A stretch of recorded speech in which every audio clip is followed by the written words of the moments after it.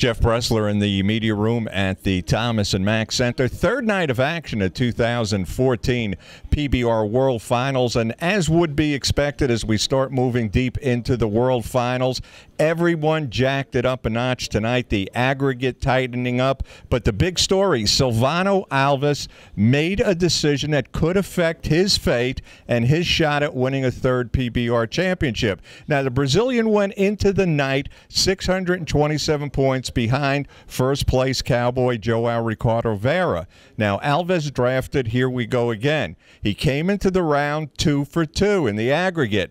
The bull he drew tonight misfired, and it left Silvano Alves with a score of 69 and the option of a re-ride. Silvano Alves, he waved off the re-ride, and he said, "Thank you very much. I'll keep the score. I want to live to see another day."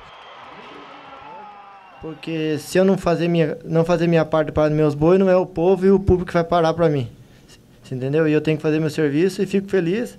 Sempre eu parando, tivendo meu aproveitamento 100%, eu fico feliz.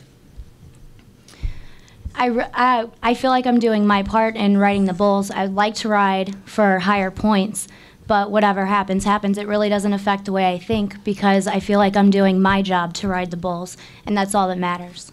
Was that a smart strategy? Well, it remains to be seen over the next 2 days. As it stands right now, point leader Vieira covered his bull tonight, 87.5 points. He actually opened the lead on Alves now by 770.94 points. The aggregate also tightened up. Matt Triplett, who covered the first 2 nights in the PBR World Finals, did not cover this evening. That opened the door for the Sharks to really start circling. Silvano Alves, even with that low score of 69, covered his first 3 bulls.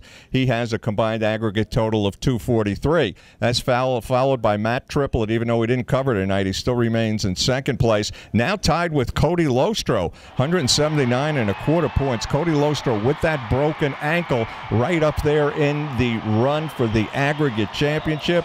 Then the great J.B. Mooney, the defending PBR world champion, 178.25 points. J.B. Mooney, by the way, top mark tonight on a re-ride bull who's back, 90.25 points. $37,000 for the win for the defending champion this evening. The first bull, I didn't know a whole lot about him. I'd seen him at Laughlin.